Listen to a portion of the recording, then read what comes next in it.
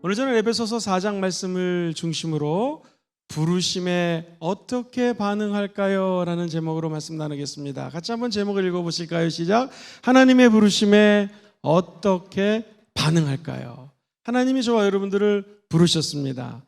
하나님의 부르심 앞에 우리는 어떻게 반응해야 될까요?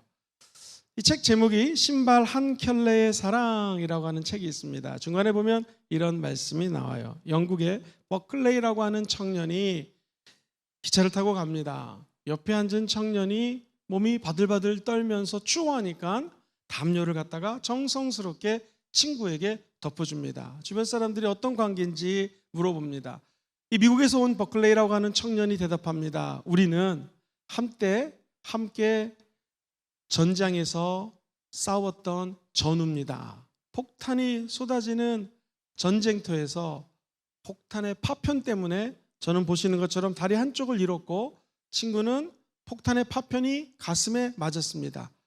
이 친구가 제가 다리가 잘린 것을 보더니 그렇게 힘든데 한쪽 가슴이 다쳤기 때문에 다른 한쪽으로 제 군복을 잡고 그 밀림 지역을 나오기 시작합니다. 제가 친구에게 나는 죽을 목숨이니까 너나 빨리 도망쳐서 살라고 그랬더니 끝까지 네가 안 가면 나도 안 간다고 하면서 저를 데리고 밀림 지역을 빠져나와서 둘 다 구출이 되게 되었습니다. 저는 미국 사람이고 이 친구는 영국 사람입니다. 미국에 와서 잘 살고 있는데 어느 날 이 친구가 갑자기 간질병이 걸렸다라는 전화를 받습니다. 그 부르심의 전화 앞에 자기가 내가 영국으로 가야겠구나 라는 마음이 들었습니다. 그래서 첫째 집을 팔았습니다. 두 번째 은행에 맡겨뒀던 모든 돈을 찾았습니다. 그리고 아무 미련 없이 미국을 떠나 지금 영국에 와서 제 친구를 돌보고 있습니다. 사랑하는 성도님들, 이게 싫어합니다. 저와 여러분들이 하나님이 저와 여러분 부르셨다라고 하는 것은 도대체 어떤 의미일까요? 우리는 하나님 저와 여러분들을 부르셨을 때 어떻게 반응해야 될까요? 본문을 중심으로 세 가지 말씀 나누기 원합니다. 하나님의 부르심에 가치를 부여하십시오. 시작. 하나님의 부르심에 가치를 부여하십시오. 성경에 보면은 시편 116편 12절에 이런 말씀이 나옵니다. 나에게 주신 모든 은혜를 내가 야훼께 무엇으로 보답할까? 저와 여러분들이 하나님의 부르심을 받았다라고 하는 것은 지난 월요일, 화요일 말씀 나눈 것처럼 내가 잘나고 똑똑하고 다른 사람보다 의로워서 부름받은 것은 결코 아닙니다. 죄짓고 못났고 절망 속에 있었지만 이사야 선지자를 불러낸 것처럼, 어부에 있던 베드로를 불러낸 것처럼, 아무것도 아닌 존재였던 사무엘을 불러낸 것처럼 하나님이 저와 여러분들을 전적인 은혜로 불러내 주셨습니다. 에베소서 4장 전에 2장에는요 죄와 허물로 죽은 저와 여러분들을 불러주셨다라는 것입니다. 아무것도 할 수 없는 죄투성이의 인생을, 아니 정말로 배설물보다도 못한 저와 여러분들을 주님이 지명하여 택해서 불렀다라는 것입니다. 이사야 43장 4절에 내가 내 눈이 보배롭고 존귀하고 내가 너를 사랑했다. 다른 사람 눈에는 어떨지 모르지만 하나님 눈에는 저와 여러분들이 보배롭고 사랑스러워서 택했다라는 것입니다. 이사야 43장 1절에는 야곱아 너를 창조하신 야훼께서 지금도 말씀하시느니라. 이스라엘아 너를 지으신 이가 말씀하시느니라. 너는 두려워하지 말아라. 내가 너를 구속하여 내가 너를 지명하여 불렀나니 너는 내 것이라.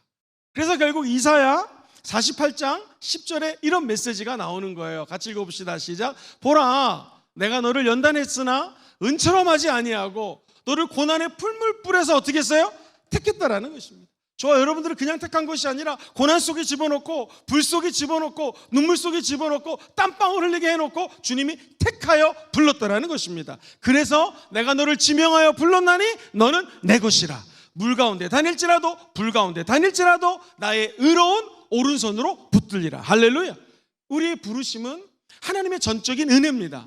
하나님의 전적인 택하심이라는 것이죠. 그래서 하나님 앞에 내게 주신 모든 은혜, 나를 택하시고 부르신 그 은혜를 생각해 보면 내가 야훼께 도대체 무엇으로 보답받고, 하나님의 부르심 앞에 반응하는 방법은요 하나님이 내게 주신 은혜를 생각해 보는 것이죠. 그리고 그 가치가 내 친구가 자기의 생명을 바쳐가며 나를 구원했다면 내가 있는 돈, 내가 있는 집을 팔아서 내 친구를 도와줄 수 있는 마음이 있는 것처럼 우리 예수님이 생명을 바쳐 저와 여러분들을 위해서 구원해 주신 거 믿으십니까?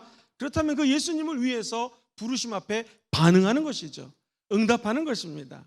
오늘 적어도 이 저녁에 나오신 분들은요, 하나님이 부르셔서 나오신 분이십니다. 하나님이 부르지 않고는 이곳에 올 분이 한 분도 안 계십니다. 부르셔서 나오셨다면 하나님은 반드시 부르신 이유를 말씀해 주실 것이고, 우리는 그 은혜 앞에 아멘 하고 응답하는 것이죠. 제가 만약에 우리 회사의 사장님을 위해서 목숨을 바쳐 일을 한다고 가정해 봅시다. 사장님은 저를 아마 신뢰할 것이고, 아마 부사장님이나 혹은 모르겠습니다, 사장님이 천국 가시면 제가 사장님이 될 수 있을 것입니다. 그런데 이 가치하고 하나님의 아들 예수 그리스도가 이 땅에 오셔서 십자가에서 죽기까지 우리를 사랑하셔서 저와 여러분들을 위해서 영혼을 구원하시고 하나님의 자녀 삼아 주셨습니다. 그리고 신랑 대신 예수 그리스도와 함께 살아갈 수 있는 거룩한 신부가 되게 하셨죠. 이 가치는 너무나 틀립니다. 세상 가치는 이 땅에 살면서 부귀영화와 이름을 높일 수 있을지 모르지만 예수님이 저와 여러분들을 불러주신 가치는 하나님의 구원자리로 바꿔줬다는 것입니다. 저와 여러분들은 하나님의 자녀로 완전히 변화되었다는 것이고요, 아까도 말씀드렸던 것처럼 죄와 허물로 죽은 우리를 성령으로 충만케 해주시는 은혜를 베풀어 주셨다는 것이죠. 오늘 적어도 이 밤에 나와서 기도하는 모든 성도님들 마음속에서는요, 하나님의 부르심 앞에 이것이 세상 가치가 아닌 참된 진리의 가치가 있음을 믿고 신뢰하며 달려가시게 되기를 주의 이름으로 축원드립니다. 두 번째로요, 오늘 본문 말씀을 한번 1절로 읽어보겠습니다. 같이 읽어볼까요? 그러므로 시작. 그러므로 주 안에서 갇힌 내가 너희를 권하노니 너희가 부르심을 받은 일에 어떻게 하게 행하라고요? 합당하게 행하라. 이 합당하게 행하라는 말씀이 바로 가치 있게 행하라. 시작. 가치 있게 행하라. 하나님 부르셨으면 거기에 가치 있도록 행하라는 말씀입니다. 도대체 하나님의 부르심 앞에 응답하는 가치는 무엇일까? 두 번째입니다. 오늘 먼저 본문을 읽고 같이 한번 나누겠습니다. 그 다음 절 2절과 3절 먼저 읽어보겠습니다. 시작. 모든 겸손과 온유로 하고 오래 참음으로 사랑 가운데서 서로 용납하고 평안에 매는 줄로 성령이 하나 되게 하신 것을 힘써 지키라. 할렐루야. 그렇습니다. 두 번째로 하나님의 부르심 앞에 우리가 반응하는 것은 성령님이 하나 되게 하신 것을 힘써 지키십시오. 시작. 성령님이 하나 되게 하신 것을 힘써 지키라는 것입니다. 왠지 부르심하면 나를 불렀으니까 이제 주님이 이쪽 분야로 나를 쓰시겠군요. 맞습니다. 그것도 부르심입니다. 그런데 오늘 본문은 얘기합니다. 부르심에 합당한 가치를 두고 행하는 것이 무엇인가? 모든 겸손과 온유로 하고 오래 참음과 사랑 가운데서 서로 용납하고 평안에 매는 줄로 평안으로 매가지고 성령이 하나 되신 것을 따라서 너희들도 힘써 하나가 되라는 것입니다. 오늘 순복음 금정교회 하나님의 부르심이 임한 줄 믿습니다. 부르심의 목적에 반응하는 것은 성령님이 사랑의 띠, 평안의 띠로 하나로 묶었으니 끝까지 하나가 되는 것을 힘써 지키라는 것입니다. 어떻게 해야 되는가? 하나가 되기 위해서는 구체적인 행동이 필요합니다. 본문은 겸손하고 온유함으로 깍듯이 대해야 합니다. 시작. 겸손하고 온유함으로 깍듯이 대해야 됩니다. 사랑하는 성도님들, 이 겸손하면 왠지 떠오르는 게 이거잖아요. 내가 좀 겸손해야지. 내가 좀 할 줄 아는 게 없어. 자기 자신을 낮추는 것을 겸손이라고 생각하지 않습니까? 그런데 이 겸손이라고 하는 단어가 너무나 재미있는 게 원래 헬라어에도 없었고요, 라틴어에도 없어요. 오늘 본문에 등장하는 겸손이라고 하는 것은 헬라어를 굳이 얘기하지 않는데요, 무지 길어요. 복잡해요. 근데 이것을 학자들은요, 사도 바울이 이 겸손이라는 단어를 만들었다라는 거예요. 내용인즉 겸손은요, 낮아진다, 높아진다, 이게 합성어가 되어 있습니다. 그러니까 진짜 겸손은 뭐냐면 높아진 사람이 아니면 높은 사람이 낮아지는 거, 이게 겸손이라는 거예요. 하나님이신 그분이 인간의 모습으로 낮아진 것, 이게 겸손입니다. 우리가 어른이지만 어린이의 모습으로 낮아지는 것. 진짜 겸손은요, 나 이게 못해요, 나 이거밖에 가진 게 없어요, 이것이 아니라 높은데도 불구하고 낮아질 수 있는 것, 이게 겸손이라는 것이죠. 그래서 적어도 교회 안에서 진짜 겸손은 내가 너보다 높아가 아니라 높은 사람이 낮아질 때 그 사람을 겸손하다고 얘기하는 거예요. 재밌죠? 예를 들어 보겠습니다. 빌립보서 2장 3절에 보면 이런 말씀이 나오죠. 시작. 오직 겸손한 마음으로 각각 자기보다 남을 낮게 여기고, 이것이 겸손이라는 거예요. 교회 생활은 하나님이 부르신 하나님의 백성들이 모여서 예배 드리는 것이 교회입니다. 그러다 보니 교회는요 다 틀립니다. 10,000명 있으면 10,000가지 생각이고요, 1,000명이 모이면 1,000가지 생각입니다. 어떻게 하나가 될 수 있겠습니까? 내가 높지만 낮아지면 하나가 된다라는 거예요.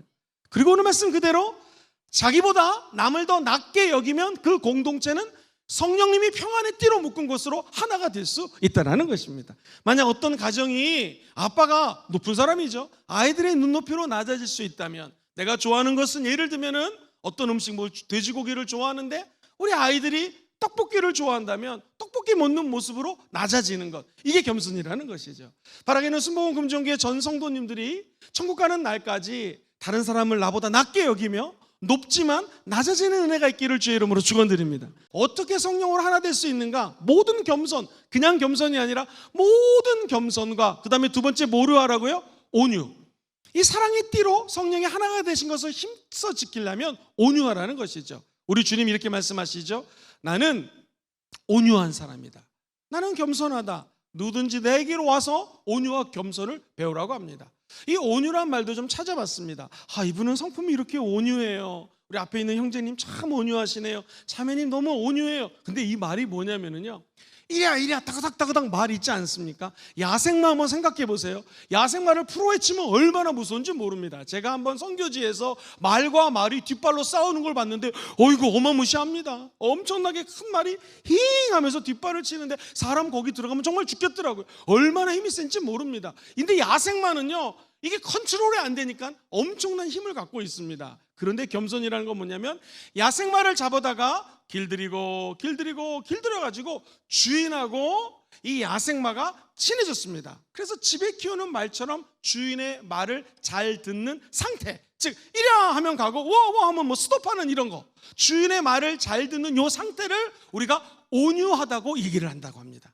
성경은 참 재밌습니다. 온유하다고 하는 것은 나는 너무 약하고 온유해서 아무것도 안 해요가 아니라, 우리 예수님의 온유는 정말 강하신 분이에요. 야생마보다도 더 뛰어나신 분입니다. 엄청난 힘이 있는 분이죠. 그러나 그분이 그 힘을 감추고 온유해졌다라는 거예요. 그래서 온유한 자에게는 땅을 기업으로 받는다라고 하는 것은, 온유한 게 힘이 없는 것이 아닙니다. 힘이 있지만 그 힘을 언제 써야 될지를 아는 것을 우리는 온유한 사람이라고 이야기를 하는 것이죠. 우리 순복음 금종교회가, 그리고 여러분의 가정 공동체가, 이 나라가 정말로 성령의 은혜로 하나가 되기를 원하시면 아멘 해볼까요? 우리가 힘이 있지만 주님 안에서 길들여진 말이 되면 그 자체가 온유해진다라는 것입니다.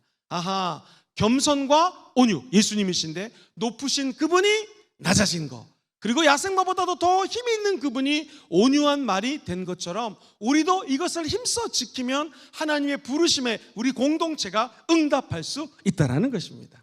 자, 그 다음에 또 보겠습니다. 같이 한번 2절을 한번 더 읽어보겠습니다. 시작. 모든 겸손과 온유로 하고, 그 다음에 뭡니까? 오래 참음으로써 사랑 가운데 서로 용납하라. 오래 참어라 하는 것입니다. 이 오래 참다는 것이 쉽지가 않습니다. 그런데 이 오래 참음을 영어 성경에는 long suffering이라고 그래요. 즉 고난이 아주 지속된다라는 거예요. 오래 참는 것처럼 힘든 게 없습니다. 정말 어려워요. 그렇지만 오래 참을 수 있는 방법은 뭐냐면, 십자가에 달리신 예수님을 바라보면 오래 참을 수가 있습니다. 왜냐하면 예수 그리스도는 끝까지 저와 여러분들을 사랑했습니다. 그 제자들을 사랑하되 가룟 유다까지도 끝까지 성찬식에 동참시키셨고, 끝까지 밥도 같이 먹으셨고, 끝까지 내가 어떻게 죽을지를 알려주셨어요. 주님은 저와 여러분들을 사랑하시되 끝까지 사랑하셨습니다. 끝까지 사랑하신 예수님을 붙들면 우리는 오랫동안 참을 수가 있다는 것이죠. 사랑하는 성도님들, 이 교회는요 병원하고 똑같습니다. 그것이 유치부건, 중고등부건, 대학 청년부건, 어른, 이건 똑같습니다.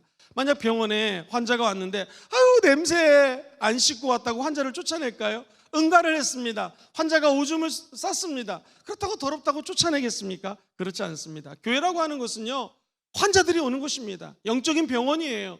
우리 지난번에 보시지 않습니까? 새가족 초청장치를 하면은요 어디선가 향긋한 냄새가 나요. 냄새를 추적해보면 담배 냄새입니다. 우리가 예배를 아가페 전도 축제 때 열심히 드렸지 않습니까? 그날 많은 성도님들이 2층, 3층, 4층, 5층 다 차니까 우리 옛날에 천국 가신 강로아 목사님이 생각이 난다고, 꽉 찬 성전을 보니 너무나 기쁘다고. 우리 주의 종들 칭찬 많이 해주세요. 열심히 동원 많이 했습니다. 정말 한번 우리 주의 종들에게 격려의 박수 한번 좀 부탁드립니다. 할렐루야. 우리 교회 주회종들 정말 열심히 합니다. 열심히 우리 새가족들 많이 모시고 왔어요. 칭찬하고 싶습니다. 꽉 차니까 얼마나 좋은지 몰라요. 그런데 제가 예배 끝나자마자 잽싸게 내려갔거든요. 그랬더니 세상에 예배 안 드리고 도시락 까먹는 분들이 계시더라고요. 교회는 별의별 분들이 다 옵니다. 지하에도 계셨고 또 주차장에도 계시고 그냥 이 선물 티켓만 받고 예배 안 드린 분도 계세요. 그러면 우리 먼저 믿은 사람들이 해야 될 것이 무엇이겠습니까? 한번 따라해 볼까요? 오래 참는 것. 목사님, 저 드디어 술 끊었습니다. 할렐루야. 얼마 안 있다가 또 술을 취해서 나타나신 분도 계셨고요. 목사님, 저 담배 끊었어요. 할렐루야. 그 나쁜 담배 왜 피우는지 모르겠어요. 정말 담배 피우는 사람이 이해가 안 됩니다. 나중에 만났더니 냄새가 나기 시작합니다. 여러분, 이런 성도님들 정말 많습니다. 부부가 하나 되었습니다. 화목합니다. 근데 또 부부싸움 할 수가 있는 거고요. 근데 그게 다른 사람의 모습이 아니라 제 모습이고 여러분의 모습이고 우리들의 모습이라는 것이죠. 그게 바로 죄와 허물로 죽은 우리라는 것이죠. 그렇습니다. 우리도 지금까지 이렇게 성장하기까지는 수없이 많은 시행착오가 있지 않았습니까? 그렇다면 예배당에 와서 이제 막 신앙을 갖는 사람들을 하나 되고 품어주기 위해서는 같이 해볼까요? 오래 참아야 합니다. 시작. 오래 참아야 합니다. 성경은 이야기합니다. 오래 참음 뿐만이 아니라 참으면서 그냥 참는 것이 아니라 사랑으로 참아야 된다는 걸. 왜요? 성경에 보면 베드로전서 4장 8절에 사랑은 허다한 죄를 덮는다고 얘기했어요. 같이 읽어보죠. 시작. 무엇보다도 뜨겁게 서로 사랑할지니 사랑은 허다한 죄를 덮느니라. 사랑하는 성도님들, 저는 참 별의별 체험을 다 했습니다. 외국인 근로자들 모시고 사역했는데요. 파키스탄에서 온 성도는요, 예배 때 성경을 이렇게 끼고 할렐루야 할렐루야 뭐 방언 같은 걸 해서 이 사람이 진짜 신실한 크리스찬이 됐구나 했는데 나중에 100만 원 훔쳐가지고 도망갔습니다. 별의별 사람 다 만났습니다. 외국에 이민 목회를 하면서 한 10여 년 목회를 했는데 청년이 얼마나 성실한지요. 열심히 일하고 막 정말로 봉사하고 청년들을 섬깁니다. 굉장히 신뢰를 했습니다. 나중에 이 호주나 캐나다나 영국이나 미국은 영주권이 있는 거랑 없는 거랑 신분이 틀리거든요. 영주권 연결해 주겠다고 브로커 연결해 주겠다고 그 청년들 가난한데 100만 원, 200만 원, 300만 원 모아가지고 브로커는커녕 날아가 버렸습니다. 없어져 버렸어요. 이거 완전 사기꾼인데 이 교회 와가지고 이런 일 저런 일 엄청난 일들이 벌어집니다. 그럼 우리는 어떻게 될까요? 따라해볼까요? 예수님처럼 끝까지 참아야 됩니다. 그렇습니다. 왜냐하면 사랑이 허다한 죄를 덮기 때문에 그렇습니다. 오해하지 마세요. 교회 와서 죄를 지라는 거 아닙니다. 별의별 사람들이 다 왔을 때 우리 새가족 전도 축제 때만 되면 오는 사람들 있지 않습니까? 또 교회 안 나오다가 무슨 일 있으면 여러 종류의 사람들을 만나요. 그럼에도 불구하고 우리는 끝까지 그들을 사랑해 줘야 된다는 것이죠. 왜? 하나님의 부르신 자들은요, 성령이 하나 되게 하심을 끝까지 지켜야 되기 때문에 그렇다는 것입니다.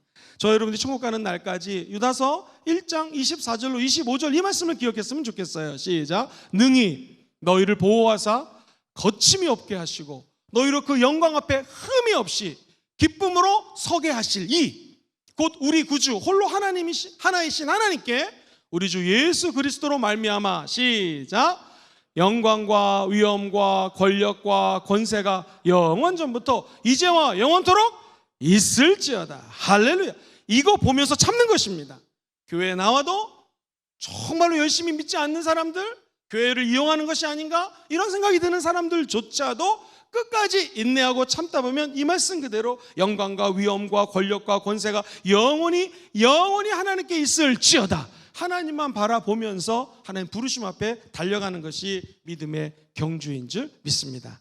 밝은 앞날을 기대하면서 오래 참는 것, 그냥 참기 어렵기 때문에 십자가의 사랑을 바라보며 참고 참다 보면 새로운 그 가족도 언젠가 우리 사랑하는 성도님처럼 성숙한 신앙인이 되게 될 줄 믿습니다. 아기가 클 때 밥알도 흘리고 침도 흘리고 소화도 못 시키지만 끝까지 그 아이를 지켜보면 성장하는 것처럼 우리 자녀들도 끝까지 지켜보면 믿음의 하나님의 부르심을 받는 사람들로 변화가 될 줄 믿습니다. 저는 탁구 선수 양영자 선생님을 참 존경합니다. 기억하시는지 모르겠지만 88년도 금메달을 땄습니다. 세계 선수권대회, 아시안게임, 아시아 선수권대회 계속해서 금메달을 딴 선수입니다. 그리고 1997년도에는요 웩이라고 하는 단체의 선교사로 파송이 되어서 몽골에서 목숨을 바칠 정도로 선교를 열심히 했습니다. 중국에 가서 또 선교를 했던 위대한 하나님의 선교사입니다. 그분의 얘기를 이렇게 책에서 언급을 하더라고요. 어려서 팔꿈치가 안 아팠으면 예수님을 인격적으로 만나지 못했을 것입니다. 간염이 없었으면 운동하면서 기도하지 않았을 것입니다. 우울증이 없었다면 아마 남편을 만나지 못했을 것이고, 구안와사, 입이 옆으로 이렇게 삐뚤어지는 거죠. 이 병이 없었다면 선교도 그처럼 열심히 하지 못했을 것입니다. 아프지 않았다면 아마도 그냥 교회 다니는 탁구 치는 사람으로 남았겠죠. 그 다음에 같이 읽어볼까요? 시작. 어쨌든 인생에서 때마다 연단의 시기가 있었기에 그 어려운 선교지에서도 잘 참아낼 수가 있었습니다. 몽골 오지에서 아무리 외로워도 우울증의 고독보다는 덜 하거든요. 몽골 오지는 한국인도 없고 인터넷도 안 되지만 저는 이미 고독 속에서 하나님을 만나는 훈련이 되어 있었기에 잘 견딜 수가 있었습니다. 그렇습니다. 저와 여러분들이 이 땅에 살면서 견딜 수 있는 것은 우리의 연약함 때문입니다. 내가 가지지 못한 것 때문에 하나님께 기도하게 되고요. 부르셨지만 아직은 부족한 것이 많기 때문에 우리는 끝까지 믿음의 경주를 달려갈 수가 있는 것이죠. 조용기 목사님께 여쭤봤습니다. 어떻게 이렇게 큰 목회를 하셨습니까? 조용기 목사님, 내가 많이 배우지 못했기 때문에 사실은 부산 공고 2학년 다니신 것이 전부입니다. 그리고 제가 늘 가끔 말씀드렸지만 신학교에서 고등학교 졸업장 갖고 오라고 했을 때 그 졸업장이 없어서 늘 마음이 졸였다고 얘기를 했습니다. 그래서 그분은 늘 공부하기 힘썼다고 얘기를 했습니다. 다시 말해서 엘리베이터에서 저 같은 젊은 전도사가 만나서 목사님 안녕하십니까 했을 때 목사님 응 하면서 기억합니다. 도고로 성경 말씀 외우고 있었던 것이 지금도 기억을 합니다. 그만큼 열심히 공부하셨어요. 불어, 일본어, 중국어 열심히 하셨던 것이 기억에 납니다. 두 번째, 내가 아프지 않았으면 치유 목회를 못 했을 것이다. 어렸을 때 폐병이 와서 너무나 아파가지고 아픈 사람을 동감하게 되었고 그 고통을 같이 동변상련하게 되었고 아팠기 때문에 치유 목회를 할 수 있었다. 내가 너무나 가난했기 때문에 나는 대중 목회를 할 수 있었다. 왜? 가난한 서민의 마음을 알았기 때문이라는 것이죠. 행여 저와 여러분들 가운데 하나님 부르신 거 아는데 하나님 나는 이것도 없고 저것도 없고 이것도 안 되고 요즘 왜 이렇게 안 되는 일이 많습니까? 기다리십시오. 그것 때문에 하나님의 부르심을 이루게 될 것입니다. 양영자 선수도 우울증이 있었기 때문에 좋은 남편을 만났고 간염이 있었기 때문에 더 운동할 수 있도록 기도를 했고요. 인생에서 시간마다 때마다 고비가 있었고 연단이 있었지만 그것을 견뎌내면 하나님의 부르심 앞에 응답할 수가 있었다라는 것입니다. 오늘도 하나님 저와 여러분들에게 요구하는 것은요, 그래 너 높지, 그 높은 네가 겸손 낮아지는 것, 네가 가진 것이 있지 없는 사람들과 친구가 되는 것, 그리고 무엇보다도 오래 참으면서 다른 사람들을 품어주는 것. 야생마보다도 힘이 있지만 길들여진 말처럼 온유해지려고 애를 쓰는 것을 우리 주님은 지금 기대하고 있다는 것이죠. 그렇다면 저와 여러분들이 하나님의 부르심 앞에 오히려 응답하는 것입니다. 이제 우리는 사랑의 평안의 띠로 하나로 묶는 성령님 안에서 하나가 될 수가 있고요, 하나님의 영광을 올려드릴 수 있는 교회가 되게 될 줄 믿습니다. 사랑하는 성도님들, 2절과 3절 말씀을 한 번만 더 마지막으로 읽어보겠습니다. 모든 겸손과 온유로 하고 오래 참음으로 사랑 가운데서 서로 용납하고 평안에 매는 줄로 성령이 하나 되게 하신 것을 힘써 지키라. 하나님의 부르심 앞에 응답하는 것은 끝까지 이 믿음을 지켜서 믿음의 경주를 다 달려나가시는 여러분 되기를 주의 이름으로 축원드립니다. 세 번째입니다. 하나님 나를 부르시는데 내가 응답을 어떻게 할까요? 저를 따라해 볼까요? 주님의 주권을 인정하십시오. 시작. 주님의 주권을 인정하십시오. 오늘 본문 말씀에 보면 5절과 6절에 이런 말씀이 나와요. 시작. 주도 한 분이시요 믿음도 하나요 침례도 하나요 하나님도 한 분이시니 곧 만유의 아버지시라. 만유 위에 계시고 만유를 통일하시고 만유 가운데 계시도다. 할렐루야. 주님 하나님이라는 것입니다. 이스라엘에 들으라. 오직 우리 하나님은 유일하신 하나님이시라는 거예요. 즉 모든 열방을 통치하시고 성령의 은혜로 말미암아 하나 되게 하실 분이 하나님이니까 모든 주권을 주님께 인정하고 우리 주님이 하실 것을 기대하라는 것입니다. 우리 주님이 만물의 창조주가 되시고 저와 여러분들의 끝까지 인생을 드라이브 해주실 분, 운전해 주실 분이 하나님이시라는 것이죠. 그래서 오늘 저와 여러분들이 하나님의 음성을 따라 인생의 운전대를 잡고 있다면 그 운전대를 주님께 양보하시기를 바랍니다. 아니, 내가 운전대를 잡고 있다면 주님 시동 걸었습니다. 주님께서 드라이브 하라면 D 놓고 달리겠습니다. 후진하라면 리버스 놓고 후진하겠습니다. 왼쪽으로 하면 제가 왼쪽으로 가겠습니다. 오른쪽으로 가겠습니다. 주여, 오늘 이 밤에 하나님의 부르심이 무엇입니까? 내가 무엇으로 응답을 하리이까? 주님의 절대 주권을 의지합니다. 주님이 가라는 곳으로 가겠사오니 주여, 내 이 차를 주님의 뜻대로 인도하여 주시옵소서. 내가 만약 가장이라면, 어버이라면 우리 가정을 주님 어떻게 운전해야 되겠습니까? 운전하시는 분은 하나님이시오니 저를 사용하여 주시옵소서. 만약 기업체의 사장님이시라면, 사업을 하신다면, 또는 직장이 있다면 주님, 내가 맡은 일 어떻게 행할 수 있겠습니까? 주님, 남은 그냥 운전대만 잡았습니다. 주님이 가라면 가고 멈추라면 멈추고 후진하라면 후진하고, 아니, 저를 차에서 내리라면 내리고요, 다른 차로 갈아타라면 갈아타겠습니다. 주님, 주님의 주권이 있사오니 주의 뜻대로 나를 사용하여 주시옵소서. 그게 주님의 부르심에 응답하는 방법입니다. 말씀 정리하겠습니다. G코드로 좀 반주해 주겠습니까? 하나님은 저와 여러분들을 부르고 계십니다. 하나님의 부르심에는 후회하심이 없습니다. 그렇다면 하나님이 우리를 부르셨는데 그 부르심에 합당하게 행하라, 이 말은 도대체 무엇인가? 첫 번째, 합당하게 행하는 것은 하나님이 우리를 부르셨는데 주님이 부르신 목적, 가치가 있으니까 그 가치를 부여하라는 거예요. 날 위해 죽으신 예수님, 나를 위해서 왜 죽으셨습니까?